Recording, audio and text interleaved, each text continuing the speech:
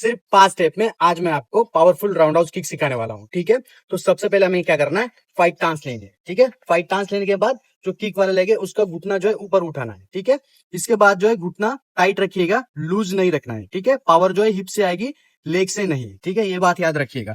उसके बाद जो है जो सपोर्ट फुट है उसको बाहर की तरफ घुमाना है जब भी आप किक करेंगे।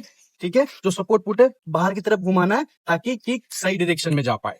ठीक है, इसके बाद हमें क्या करना है, उठाने के बाद जो किक है राउंड मोशन में स्नैप करना है। ठीक है, जैसे ये हुआ और हिलना, फोल्ड करके वापस रखना है। हमें नेक्स्ट मूव के लिए रेडी रहना है। ठीक है, तो ऐसे ही मार्शल आर्ट टेक्निक्स के लिए हमें फॉलो करना मत भूलना। Thank you so much.